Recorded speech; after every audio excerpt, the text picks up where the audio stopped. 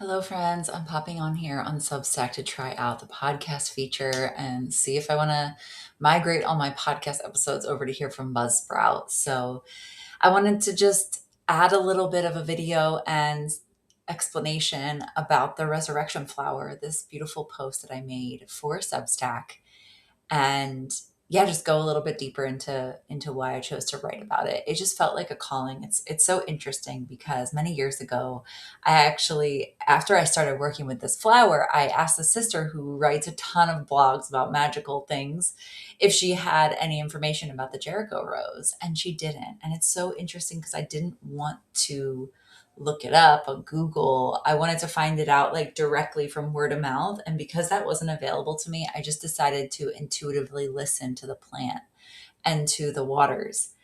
And it took my brain a while to believe that this is actually possible.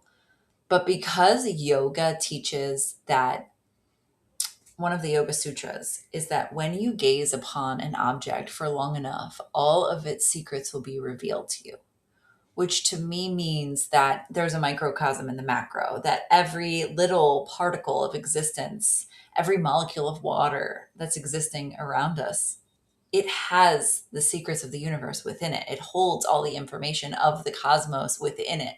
And this is like the secret behind homeopathy and, quantum physics and like the amazing energy machines that scientists are starting to build that is being very, very suppressed by the government and all kinds of things. But all the information and all the energy of the universe is available to us in microscopic particles, which, our consciousness is like the biggest supercomputer that we know. We're spending all this energy to build AI, which is basically trying to recreate our own brains. But we act, and what it does is actually cripple our brains, right? Like we start to rely on the computers and this like stream of scientific information, and we kind of put that in place of our own intuition and our own conscious and cognitive ability to know the gnosis of what is the truth, what is the story. And the stories, they live on in the memories of the particles, they live on in the memories of water.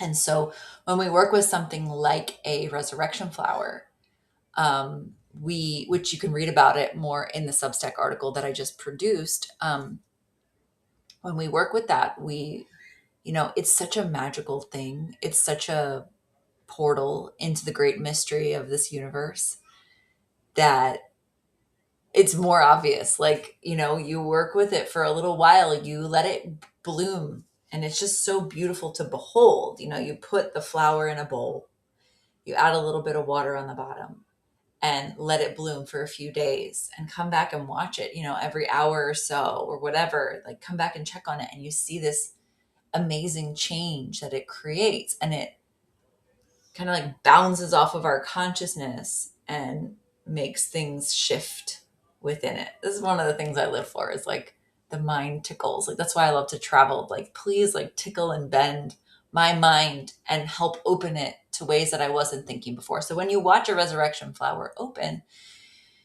you're seeing something that your brain hasn't really seen before. Like to watch something grow that quickly can like bend your mind. And when that happens, it turns off, or it like makes the conscious mind a bit more subtle, a bit softer, and it kind of opens the sensor that is the barrier between our conscious mind and the subconscious mind, and helps us go into that subconscious mind, which I believe is connected even more deeply to that cosmic information highway that's available to us all. And I mean, the internet's proof that there's the information highway there, and we can use devices to tap into it, but our brain and all the glands and all of the receptors within our being is enough to receive all that information that's constantly traveling within and around us.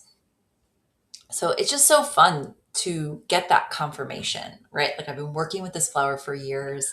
I gave it to a friend. It found me again in a different form here in North America.